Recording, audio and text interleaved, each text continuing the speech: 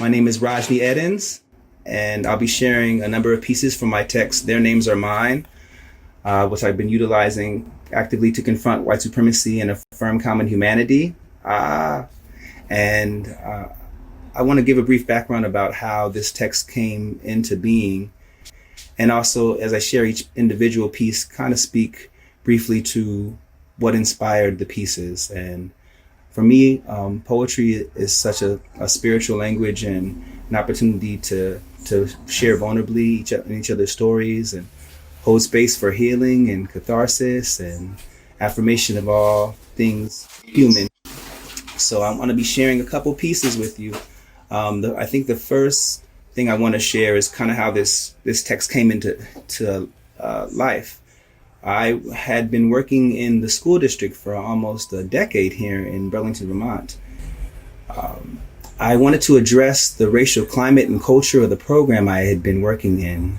And so I did, after it kind of coming to a head with some very untoward statements made by a colleague.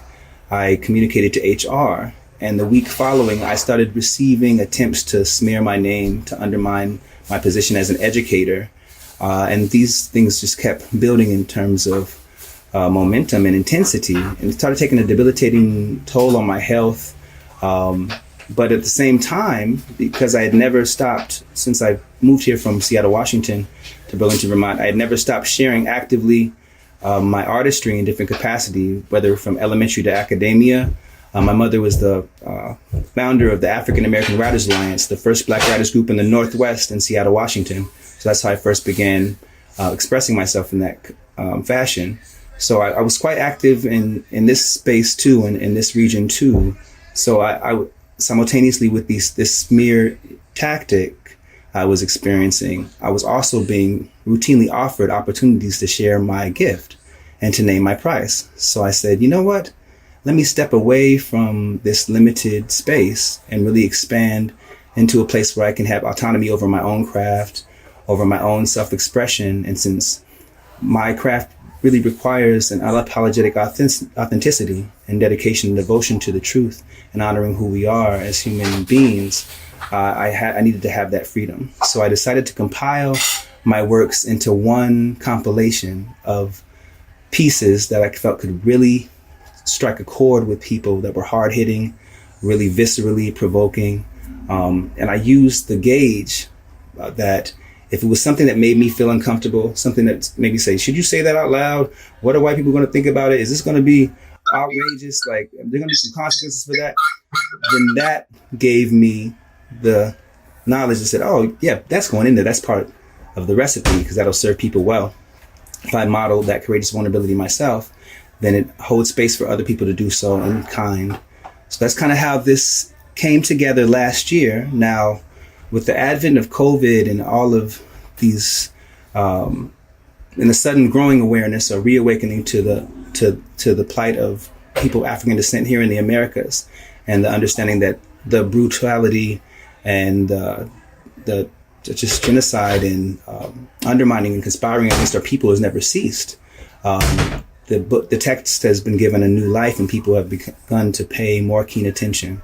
So I'm hoping that you'll all draw something valuable from today's exchange, and that we can confer after this and kind of share and rapport with one another and learn and grow together. So the first piece I want to share is actually a piece that was inspired by someone who's on the call, my friend Priest Amin, who I know from our history together in Seattle, Washington, had invited me to share a poem in honor of our ancestors for an event called the Maafa. And Maafa means great calamity or great tragedy. And it speaks about the transatlantic slave trade and experience our ancestors went undergoing that journey here to the Americas, even though, of course, historically, we've been here, many different diasporas from the African continent to now. But this more recent excursion of drawing our ancestors here, I'd always wanted to write something in honor of those folks whose shoulders we stand on. You know, I always wanted to say something meaningful to speak to their worth and their human dignity and their perseverance, and it's the fact that we stand on their shoulders quite literally and figuratively in their spiritual energy and force that is the wind at our sails. So this is a piece called Middle Passage. So if you're online, I'd like you to rub your hands together like this. And when it gets warm, send the energy my way. And I'll receive and reciprocate. There should be oceans of tears. There should be oceans of tears. This ink is not my blood. What right have I to speak? What right have I to speak? Think my words the salty oblivion to swallow this globe. Submerging continents. Mother's one perfect tear for her children. There were children in that small cramped space, giving birth in fetal position to stillborn cosmos. Tiny infinites with mayhem as midwife. Below deck, below death, below breath was hope, hidden in heartbeat rhythm. And now sometimes I see our children are below deck, crammed into small cramped space, but the wooden planks are blocks and stoops and streets. But our heart-beating hope tells me we don't have to live that metaphor, for we are the lineage of stars and suns. Look at the sky and see your reflection. Forgetfulness to have us think the oceans dreamt them. But galaxies do litter the seafloor. No one can ever take away our before. They sunk so that we soar. They hung so that we soar. They sunk and sung with tears in their lungs so that we soar. This is not a metaphor. This is not a metaphor. This ain't no metaphor. Middle passage.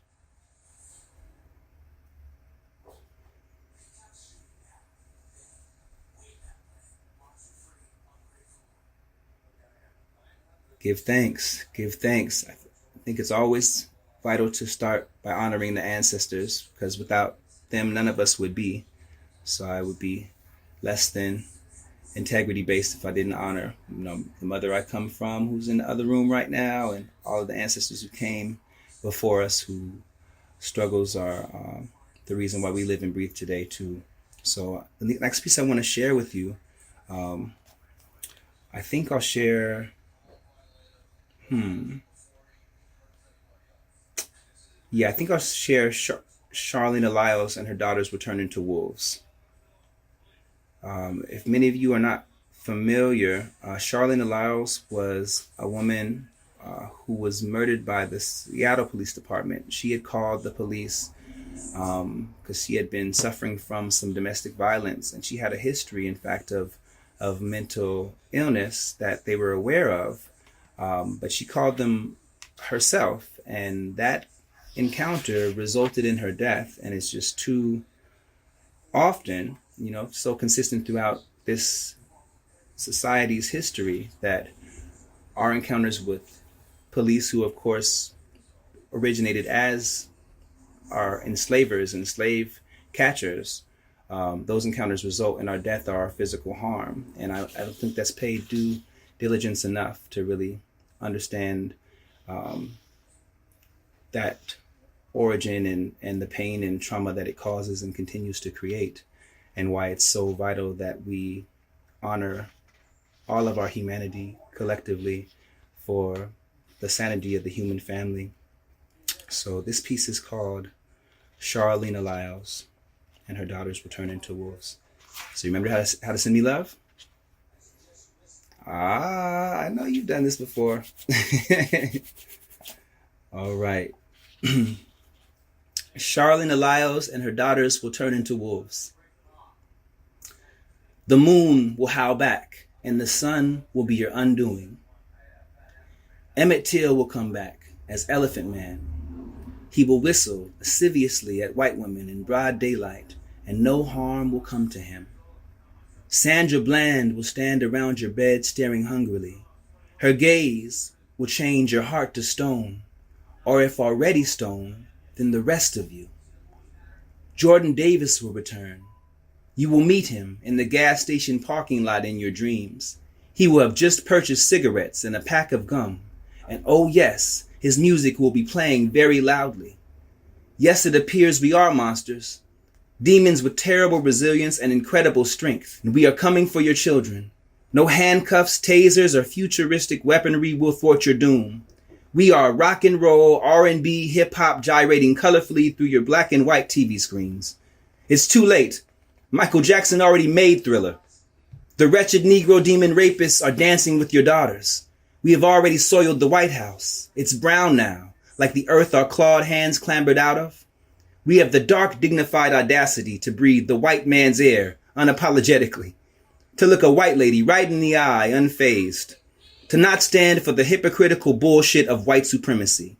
Yes, the monsters are loose. We are claiming our lives matter more than just on Halloween. The next time you are a Native American costume, you will be scalped and hung by the flag you hold so dear.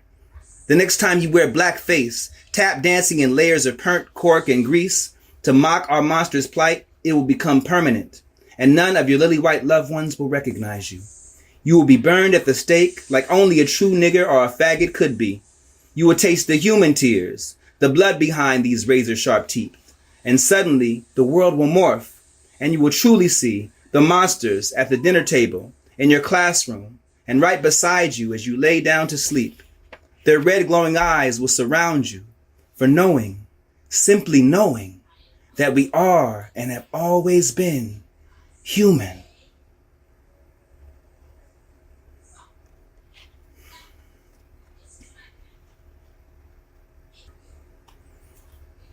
Thank you. Yeah, I think that's an important piece for me personally, just in terms of just the history. So, I mean, just that notion that you can demonize people and as soon as you convince yourself of their unequivocal lessened humanity, it justifies anything, any type of harm, any type of pain you can cause, any type of exploitation.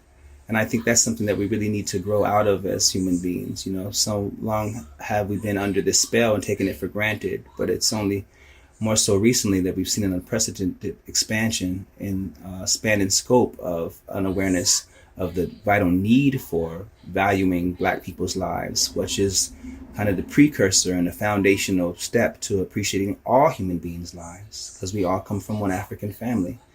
So I think it's definitely a crucial time to be alive and to speak to these things candidly. The next piece I want to share with you, let me see. Okay. I'll do this piece. This is a kind of a classic one. This is from the olden days of the early 2000s. I was taking a class called the African Continuum of Ritual Poetic Drama by this amazing instructor and actor and director, Dr. Tanya Pettifer Waits. And we used to go through these journeys, I guess you would call them, where we would go into different places in our minds at her behest, holding space for different rituals. And then we'd come out of that and just write extemporaneously out whatever was in our minds, in our journals. And so this is a piece that came from one of those journeys. And transition, right? And I just free wrote it, one sitting, whole cloth. And I looked at it and I said, nope, never reading that out loud. Is that even safe to say out loud? So like, we used to have these amazing gatherings that we had this beautiful home back home in Washington off 120th Place and 87th Avenue. All these blackberry bushes and pear trees, apple trees, you know, and lots of folks would gather because my mom's house was like the space that, you know, for lost children and just like people to feel home and welcome and warm and embraced. So we had one of these such gatherings. And I was like, you know what? I'm going to take something out right now. I'm sensitive. I'm going to note Erica's line. I'm sensitive about my ish. So like, let me just put this out here. And they were like, yeah, do it. So I shared and they said, you should really do that. So I was like, oh, I was like, you don't think they're going to kill me? So sometimes you need that affirmation and encouragement from folks in your own circle just to have your truth honored and to honor it yourself. So I will share this piece now with you. It's called Cup of Joe. And that's kind of a brief background of how it came to be. Send me some love so I can reciprocate. Awesome. America, sweet land of liberty, supersedes the natural rights of my people to be free. America, home of the brave, Land where my people branded, labeled to be slaves. America, can you spare some change? Or can you even spare the truth to help us on our way? America. These people come from low-income housing, underprivileged and uneducated, in dysfunctional surroundings such as these. Many times their hygiene suffers. These niggas are dirty, downright vile and mean, and stupid as a block of wood. Wood. I wish a pecker would come down my block. I'd pop him with a Glock for stopping where he should not have been and cut off his oxygen. Now, Mrs. Brown, please calm down. Let's not become irrational. Look at me when I'm talking to you. Let's not turn this into a race issue. White people, having grown up in white families, have experienced all forms of racial bias, prejudice, and inequality, qualifying them to address oppressed peoples with the utmost sense of... Besides, they ain't fit to raise their own kids. Black people are whiners. Everybody knows Jews are the most persecuted people in history. All I need to do is supply cocoa butter to the young Negro scalp for about 300 or 500 years or so, or until the naps lay straight, and the culture abates, and the ass whooping takes. Her hair is so fun. Can I touch her hair? Wavy, curly, nappy, straight. Wavy, curly, nappy, straight. Wait, straight up now, tell me, do you really want to love me forever? Oh. Paula Abdul is fine as hell, man. They just like her because she light-skinned. Well, we skinned that there nigga alive. That'll teach him a look at a white gal. The suspect is black, in his midlife to early living.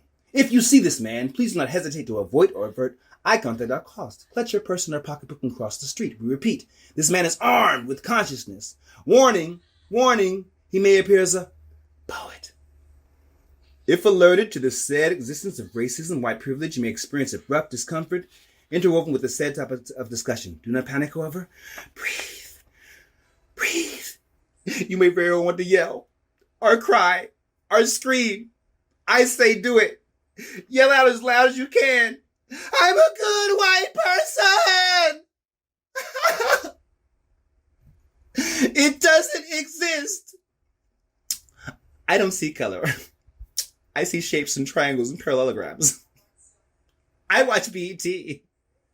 I'm not a racist. Then, when this vile culprit tries to put you up on game that due to the nature of racism, in and of itself being a system of racial subjugation against non-whites in every area, human relation, entertainment, education, labor, politics, law, religion, sex, war, and economics, culminating in the mass dispossession and genocide of the indigenous natives who founded this nation. Using this definition as a basis, if you got white skin and whatnot, and you profit from the psychosocial construct, struck. I struck a match in the dark, walked the block and the door was locked. And I ain't got no key. I can't constantly jangle the lock open to feel myself freely. Free myself to feel.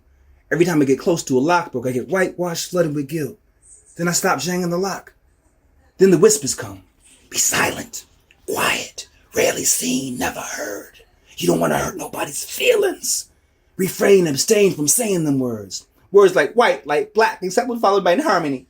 Like race, racism, legacy, history, genocide, Holocaust, unless referring to the horrific tragedy of the Jewish, therefore remain acceptable in appearance and character, in manner and demeanor. Everybody knows a well-mannered black man is named by white people as a Negro.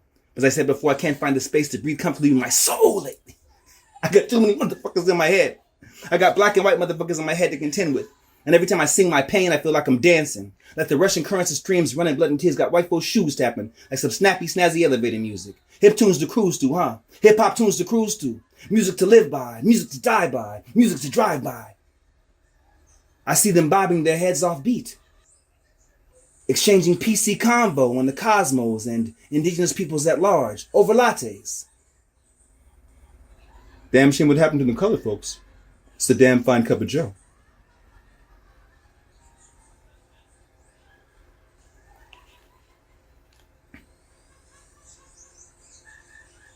Give thanks. Yeah, that one still sticks with me today. Still very relevant to our times, I find.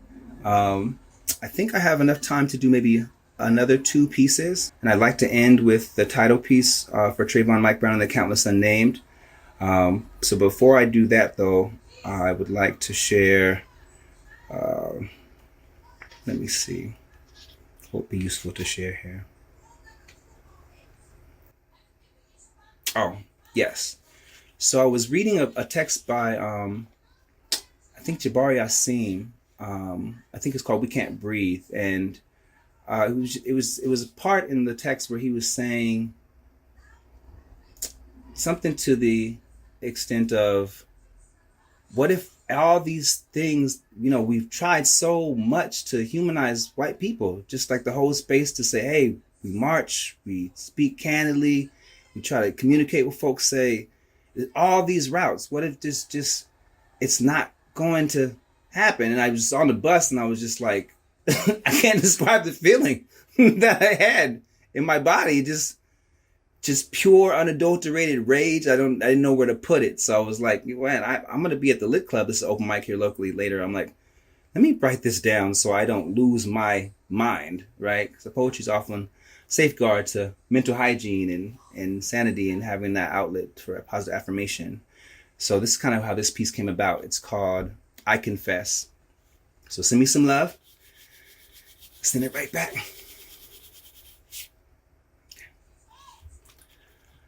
I confess, I've killed a white man and a white woman, a couple. As innocent as they both may appear, you must know they were both in the back of my head.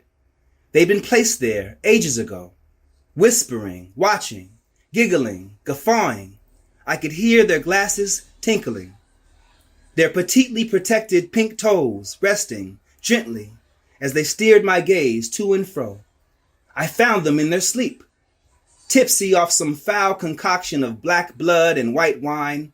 I had a Nat Turner moment, put on my hard nigga suit, took off the eloquent, acceptable black man, picked up the rusty machete left in the fields of my mind, picked it up like some sword in the stone myth, and chopped and chopped and chopped until nothing I saw was recognizable. I chopped until I could hear my own voice in my voice. I chopped until the metal clanging rang bells, leaving 1,000 slain hells from our distorted shells and murdered selves. It was then I was finally released from my cell, with all my inmates sipping blood of wardens from bloody holy grails. Now we feast on the pale frail and dance a million midnights while our suns burn where they dwell. It's only fair. This bloody tear as right as rain and breath and air. It's like when Langston said life ain't been no crystal stair. Or when Malcolm wrote his first chapter, Nightmare. There are some things that have to be written in blood, so the flesh can hear what deaf ears could not. There are some passages that are best recited in blood-curdling shrieks, and as passages are, swam in, bathed in, a red frenzy, centuries of carnage reborn into pristine massacre. For every child whipped from womb and crucified at birth, there are many songs to sing, and this is one I am learning.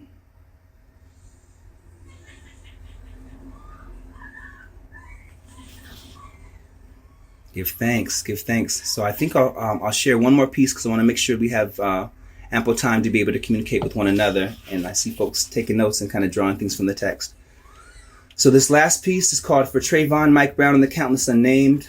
I've probably shared it more in the last month than I've ever shared in its lifetime. It was written shortly after we found that Zimmerman was acquitted for the murder of Trayvon Martin. And I was...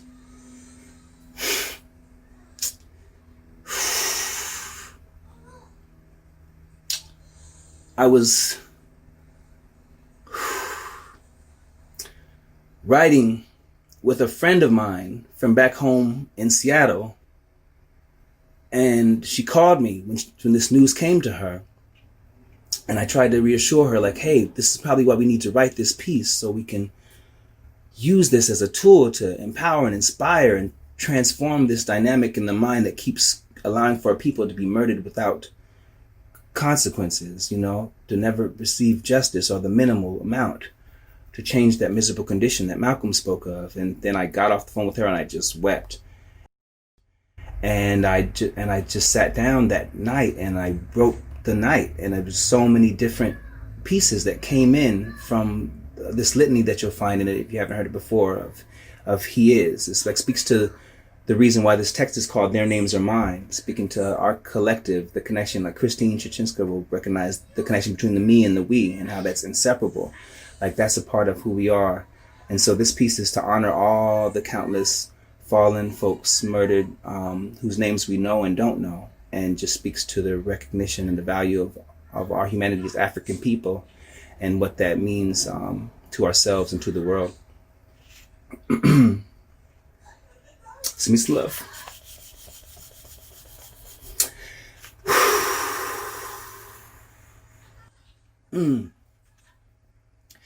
Lynching is not dead. It's done in broad daylight, under the hot lights of media frenzy for black blood, white guilt, white fear, and white acquittal, where brown boys are still expendable. Michael Vick should have had Zimmerman's lawyer. Brown boys are worth less than black dogs. Trayvon should have been a brown lad. Maybe then we'd see more of a humane society's presence. If poems could march in the streets, overturn verdicts, bring corrupt police to justice, if they could bring a boy back his life and a mother back her son, a father back his boy, return bullets to a gun, unloose the lynch rope and unravel the knots from choked throats, we would not be choking on tears. When do our lives become valuable in the eyes of the law? When does hate cease to be exonerated behind a badge and lighter skin? And God forbid you wear a hoodie in the rain while having black skin with Skittles in your pocket. You can taste the rainbow, but you can't taste freedom. You can taste your own blood, but you can't taste the rainbow. Diversity is white people's code word for niggers.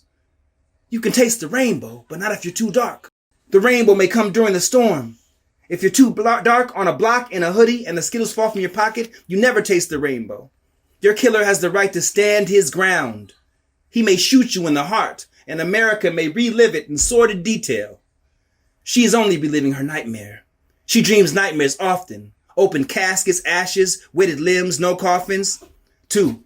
His name is Trayvon Martin, Renee Davis, Khalif Browder, George Floyd, Breonna Taylor, Rayshard Brooks, Corey Jones, Freddie Gray, Terrence Sterling, Terrence Crutcher, Dee Wiggum, Keith Lamont Scott, Alfred Alongo, DeAndre Joshua, Philando Castile, Corin Gaines, Oscar Grant, Mackenzie Cochran, the Charleston Nine, Larry Eugene Jackson, Timothy Shamberry, Sean Bell, Sandra Bland, Kendra Chapman, Rakina Jones, Maya Hall, Tarika Wilson, Giovanni McDade, Benzel Hampton, Aaron Campbell, Ermias Ashkadam, Rennell Lewis, Tanisha Anderson, Tyree Woodson, Eric Garner, Jonathan Farrell, John Crawford, Ezell Ford, Keith Vidal, Michael Brown,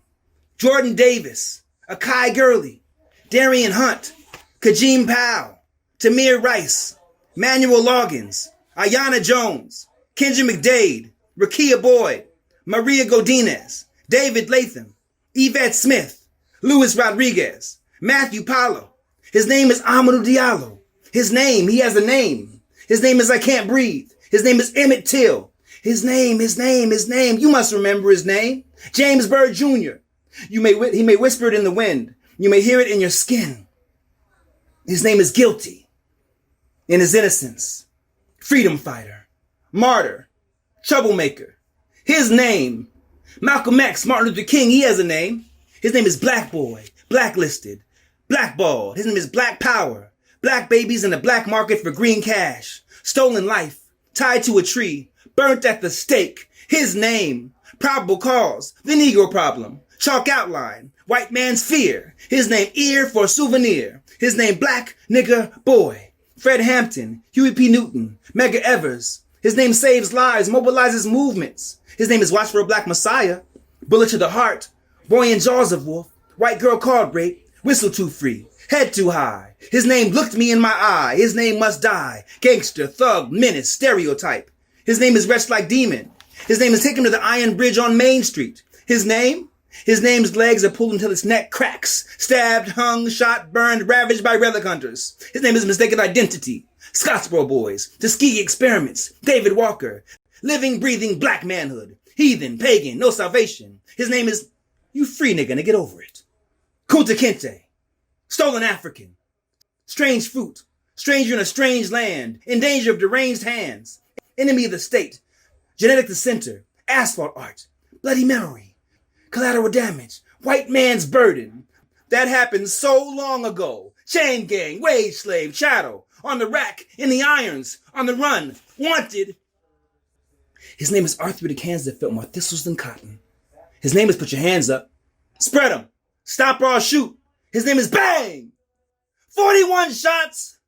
Asada Shakur, Angela Davis, Breakfast Program, Black Panther Party for Self-Defense. His name is, he has a name. His name is beaten severely, urinated on, chained by the ankles. His name is dragged for 3 miles and decapitated. 81 places have the remains. His name is missing an arm. His name is crackhead, war on drugs, war on poverty, scapegoat, sacrificial lamb. His name is kicked carcass, convict, criminal, thief, drug dealer, victim, still a child whose name will never breathe again.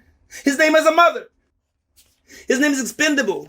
Sundown laws, Jim Crow cars, Jim Crow bars. His name is racial profiling. In court, just call him profiling, because this is not about race. His name is Marcus Garvey, Frederick Douglass, Ida B. Wells. No rights a white man is bound to respect. His name has a title when he dies. His name is Mr. Martin, wearer of the black hoodie, walker of the home path, wrong place, wrong time, wrong skin, wrong crime. His name is holder of the Skittles. His name? His mother knows his name. Her tears spell it in big, bold letters down her cheeks. His name is Gone Too Soon. His name is Darky, Spook, Jigaboo, Sambo. His name is Different. Too difficult to be pronounced by thin lips with forked tongues.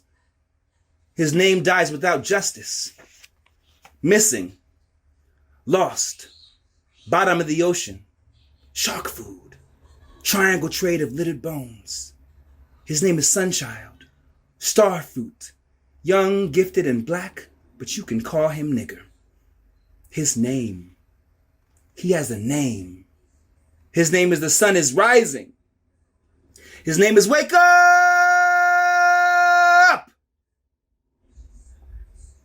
I know his name because his name is mine.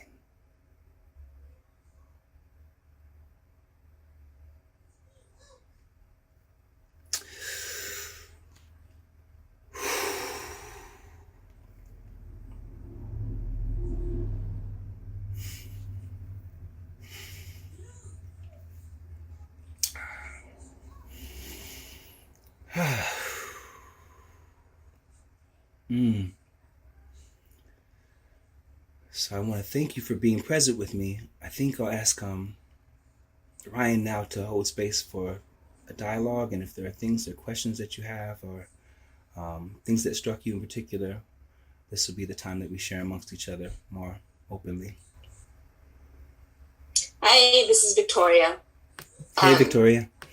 I'm in Seattle, and I thought this was, I'm in Pacific Standard Times, and I'm so sorry that I was coming in late because of the time difference, and I realized that it was not my time that you were quoting earlier when we were talking.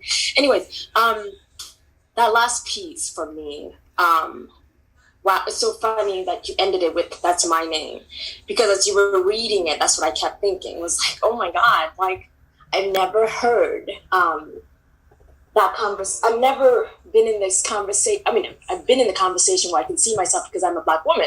But as I was sitting here today, it like hit me fresh again. And it's weird every time it hits me fresh, because if it hits me fresh and I'm just, I get upset because I feel like when it hits me, it makes me feel like, and I'm trying to find a good location so I can get on video. But it makes me feel like, how is this still something that occurs because I am the skin color? It has you feel like as if, how is it I'm still trying to become human to other humans? And it still feels like the Twilight Zone when someone says it, because you're like, how is it that I'm still the body on the streets when I see other bodies walking around that have eyes and ears and every other thing that I have like me, right? So I'm so happy that you wrote that. And at the same time, it still hits as if literally I'm living in the Twilight Zone. So thank you for giving us something. And I can't wait to not be, or my children to not be, or whoever, right, to in my generation later on in life to not be in the twilight zone of what this is for me. So thank you. Thank you, Victoria. Appreciate you sharing. Most definitely. I feel like it is the twilight zone. Like it's that a case of just truth being stranger than fiction, and, right. And I get fed up with people always saying, oh, it's so messed up that people are, mistreated because they're black, or because it doesn't have anything to do with us being black. That's the sickness of the people who are harming us. That's the sickness of the system that's created that allows that to continue. It has nothing to do with the color of our skin. We're beautiful. We're beautiful people inside and out. This thing will never take away our humanity, but the perception of it is what is a blinder in the society of the masses at large. That's what I aim to strike and unsheath poetry as a spiritual sword, and to touch the hearts and the minds of people for that purpose, so it can enter and so you can look and not look away. And you have to break from that norm of identifying with whiteness to identifying with humanness, to identifying with humanity, and prioritize humanity over whiteness, which is just mass delusion. So I really appreciate you sharing that. Thank you. Yeah, absolutely. Thank you.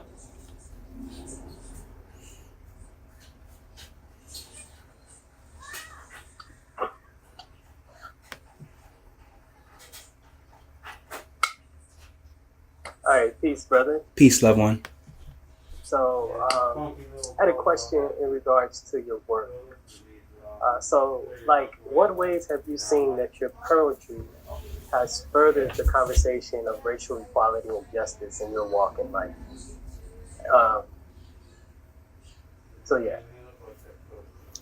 What ways has my poetry furthered the conversation of racial justice in life? Yeah.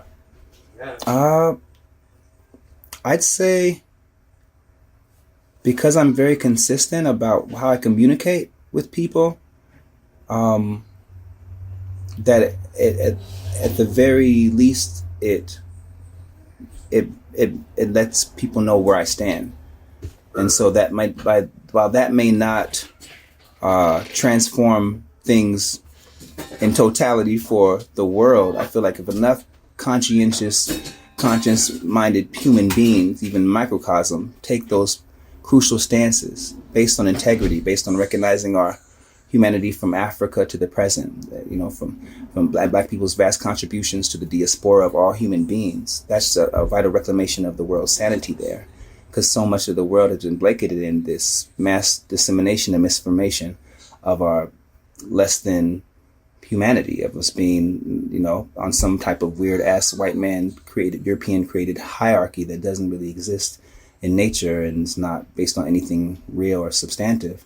So I feel like for me personally, I know that I stand on the backs and the shoulders of my ancestors who came before me, and that the critical stances that they made, even if they were in the minority, because Lord knows we've never been minorities in the actual world, but like if they were in the minority as far as human beings having a conscience and a will and a courageous force to stand up and speak truth to power, and even at their own peril, stand for what's right, even if they're not the majority of people who are doing it, that means something, because just last year, a lot of these things we're talking about now weren't even actively discussed. And what a difference a day makes, right? So it's like, I think that consistency is key more than anything, It might not all change in your or my lifetime, but it definitely won't change if we don't stay consistent. Sure. And one other part to the question. So after you've done your poetry and you've engaged with the audience, however they may be, what type of social awareness conversations do you find that yourself having with people of European descent who are inspired by the concepts that your poetry raises in the minds of the people that listen?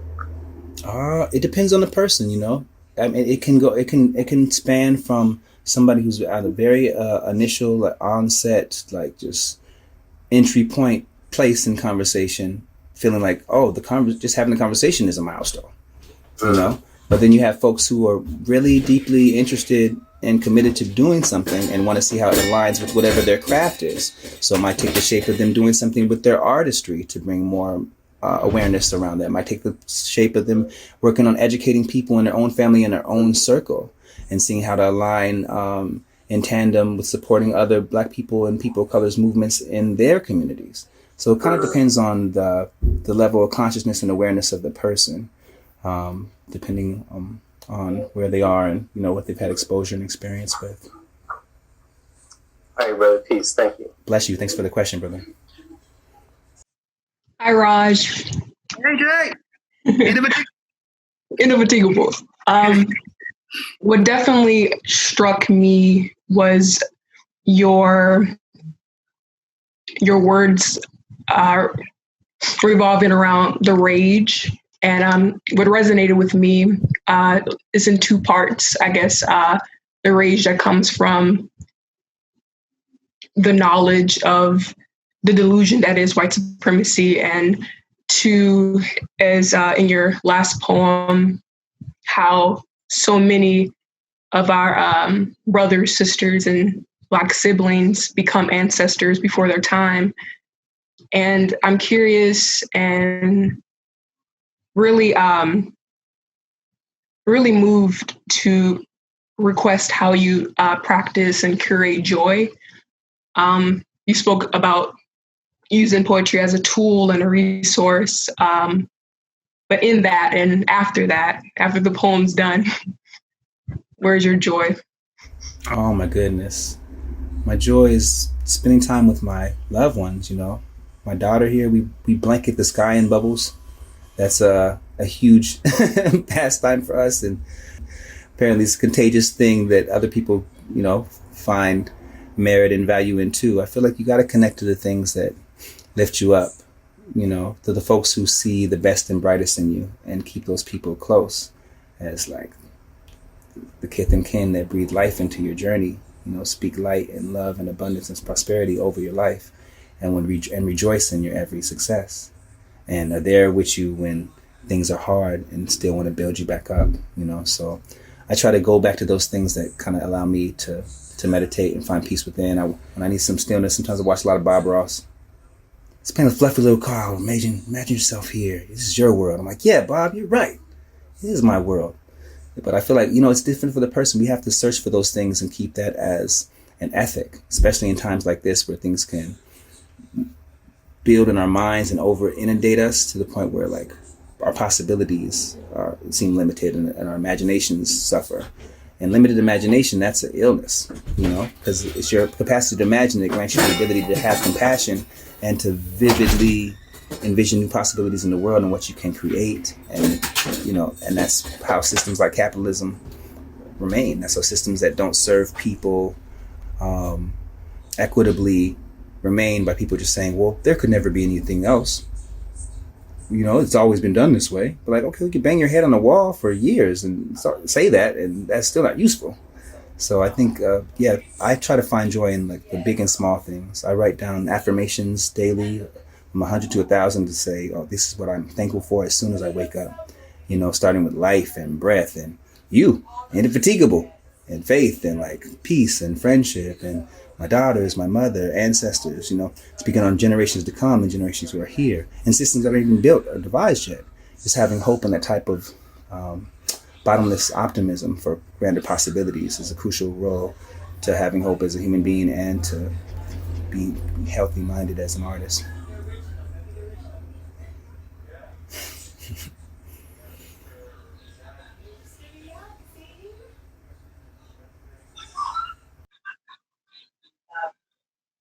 Rajnii, this is Ted.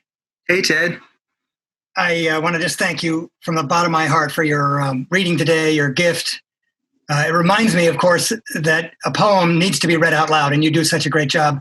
As I mentioned to you, for Trayvon, that last poem you read really should become an anthem in our current day and age, and I hope we can get you out there. There's a line from the hip-hop musical Hamilton where these guys are sitting around and they go, we got to get this guy in front of a crowd.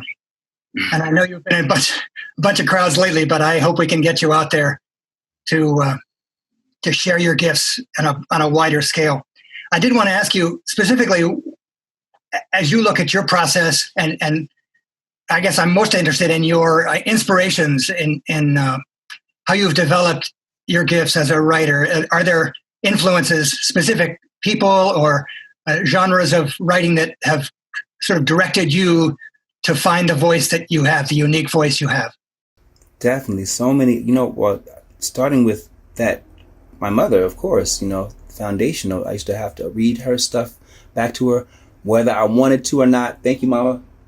It was not always thank you, Mama, in that moment, but it was read it with feelings, put some energy in it, like giving that exposure to different dialects and ways of speaking, and like giving flavor to language and giving energy and passion and poison. Like, Black people are just, man, some of the most expressive people the world has ever known. And so just being able to tap into all this range of different locales of expression, that were given credence and not. So from my own generation of hip hop to like older authors, just classic people, like Mary Baraka, Maya Angelou, Toni Morrison, Sonia Sanchez, Nikki Giovanni, Langston Hughes, but then more current, like Lauryn Hill, Kendrick Lamar, Tupac, all these different avenues of spiritual expression that spoke to kind of a common story for Black people in particular, but also like a human story that spoke to the story of us all. And I just was soaking this up like wildfire as a child, and I always had a hunger to learn and to see how words could deftly be wielded. I always marveled at how they could take you on a journey, even if you hadn't been in those person's shoes, and the magic in that. So I thought about, probably when I turned about 13 or 14, I have a really good friend named Theaster Gates, who's like a world famous artist now. But he had asked me one day, he's like, so why do you write? And I was like, what do you mean? So people clap. And he's like, and he was like, well, you really got a gift. You should think about what you want to use it for. And that was the first time I really thought, like, wow, that's what I could use this more intentionally for. Because I believed that I was writing at, from dictating things from my ancestors too. But I also reveled in the applause. And I was like, this is wonderful, But like, that was the first time when I had somebody put the question to me to say, hey, what do you want to use this gift for? And that really made me think deeply. So I'm thankful for the question. So thank you. Thank you.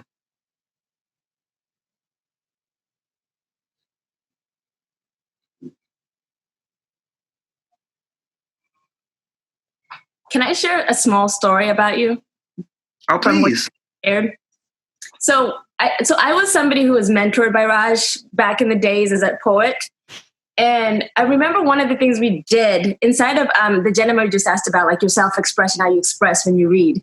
I remember as after a show or something, spoken word performance, us deciding to recite hip hop lyrics. And Hamilton, when you said Hamilton, that struck me. We started reciting hip hop lyrics in opera tone as we were headed home. And I thought it was the most craziest, most exciting thing I've ever done. We were basically walking around, headed home, singing, like, what was it? I remember, you're gonna make me lose my mind up in here. But it was like just learning different ways to express something became, for me as a poet too, just how I express comes from so many different places, not just one place sometimes. And I just remember that about every time I think about you, I think of that moment of us singing opera hip hop as we were leaving. And so I love your self-expression. It's just all I want to say. I just want to share that. Bless you, Vic. Thank you. Hip opera, that's right. Yes. There's untold majesty to be had when you just take off the barriers, take off the ideas that you have to have these inhibitions in place, and that you can play with all of the tapestry, all of the canvas, and so many rich things to draw from. So I'm thankful for that memory as well.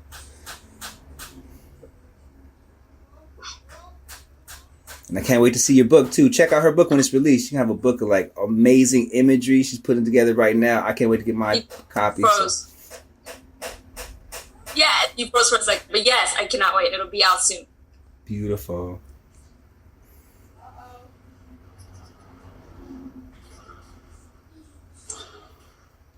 Raj, if I could jump in here. Oh, please, Graham. One thing that kept coming up to me in your commentary, particularly, and being someone within the Burlington, Vermont art music scene, one thing that really, a couple things that you mentioned with the poem that you read that had so many characters seemingly coming in and out from changing the channel. Oh, yeah, Cup of Joe, yeah.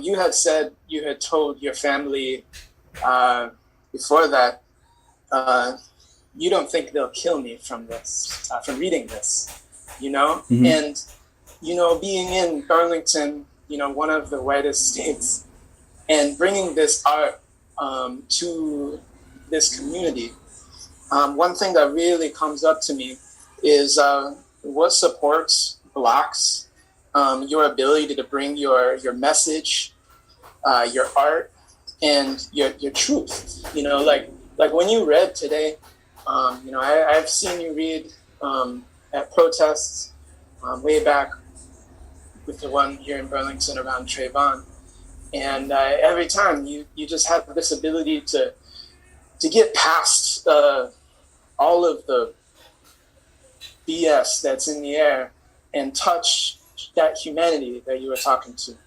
So within like the light club lamp shop scene that we're aware of, and within just Burlington and Vermont in general, as you share your art, what do you come up against? What supports you?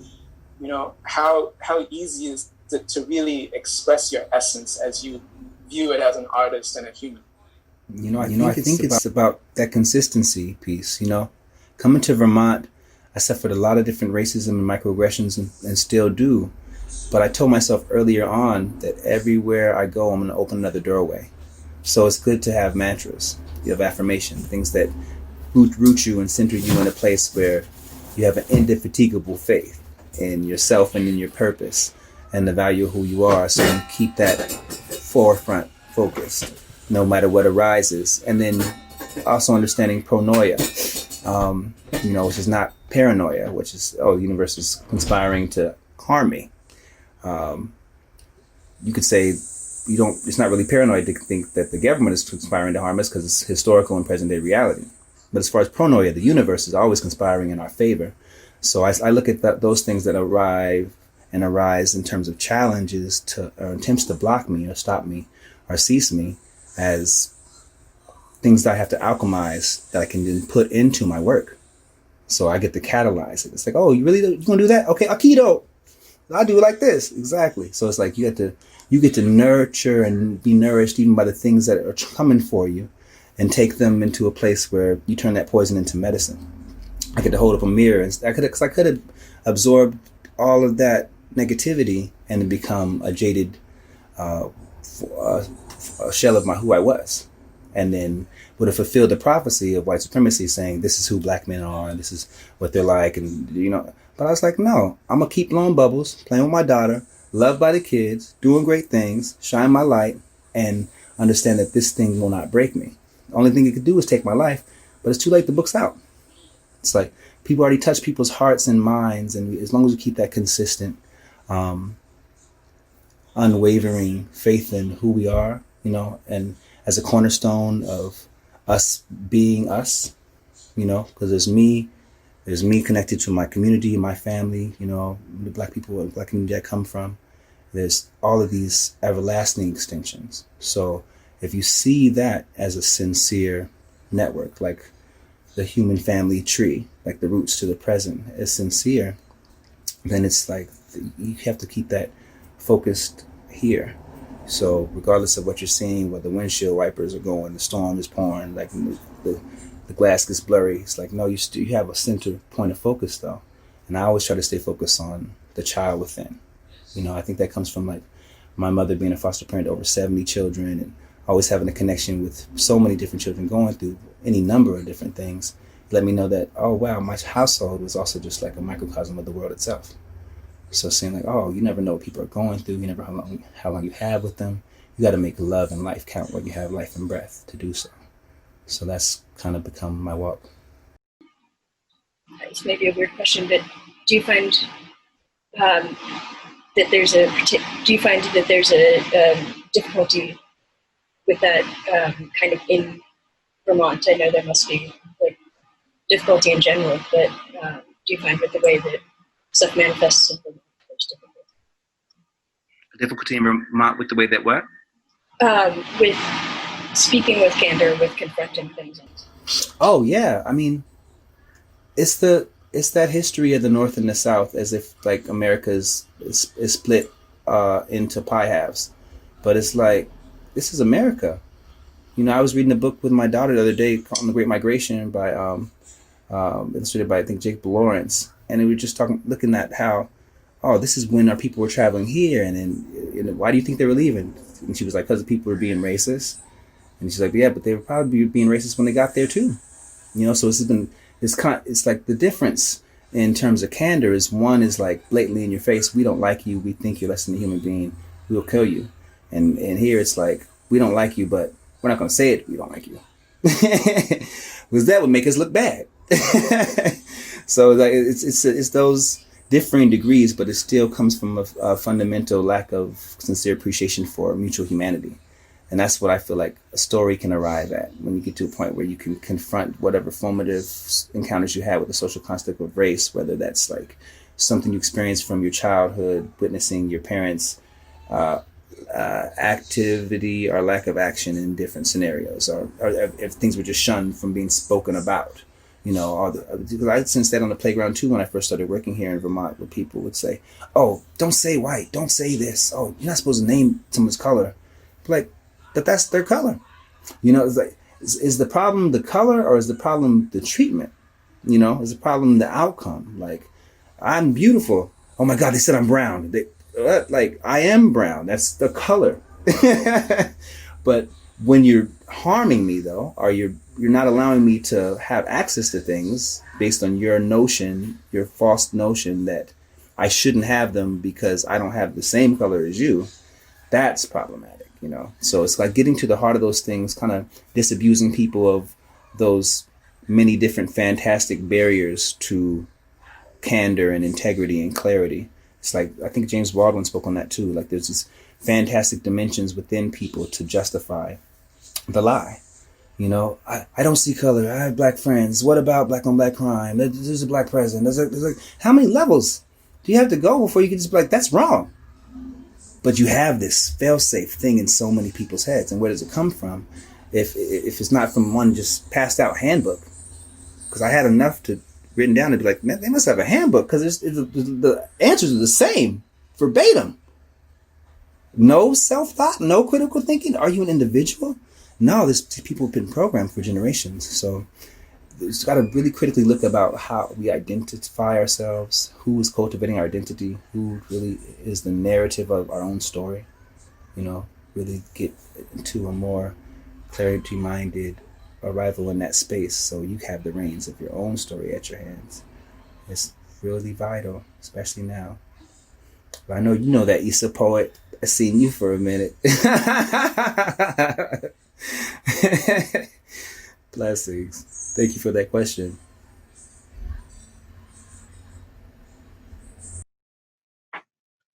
Peace, fam. So, such a blessing to listen to you, hear these words and the reflections. Just want to honor your light.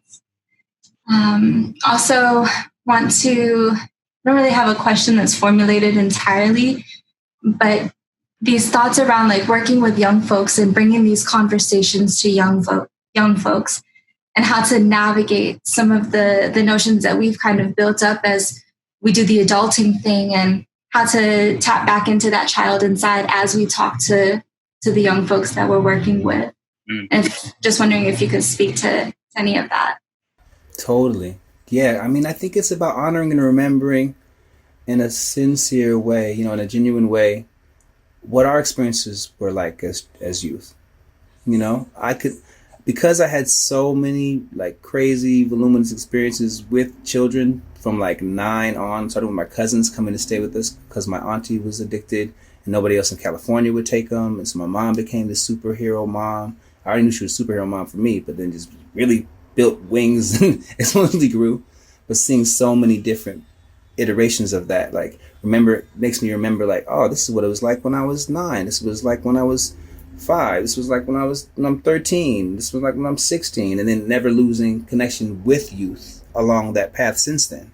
There's never been a year in my life where I haven't been actively working with 5, 9, 12, 16. Like, I stay in both worlds. So I'm me now, and I keep me then solid. We're still friends. I love you too. Maybe I should have told you this back in the day. I'm sorry I can tell you now. Like, right? Like, those pieces are super important to keep fervently present, and holding space for youth to know that they're being sincerely honored and not patronized.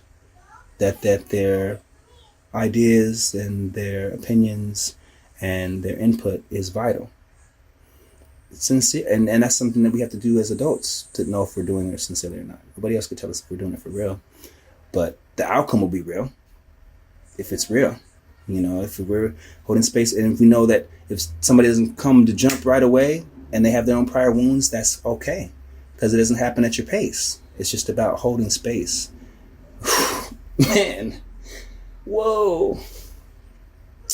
I've seen my mom do this amazingly so many times from people with all types of wounds.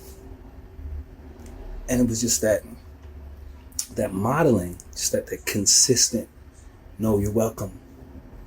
Nope, fight me. You're still welcome. We're here. Like that piece, you know, being able to keep that as an ethic, just that love disconnected to the wisdom of in relationship is super valuable, and it shows because people who have been through all manner of horrendous trauma can arrive to a place where, like, wow, maybe there is greater things possible for my life. Maybe this person's actually sincere and not just hiding another I gotcha under their sleeve. It's like, and then that means something so substantial for the people who you receive that from, and the people you're able to pass it to, and the people they do it that you don't even never know about. That's a crucial way.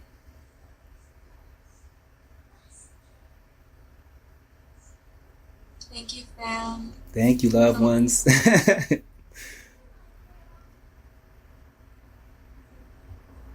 I kind of just want to stir the pot a little bit. So your residency is Burlington, Vermont.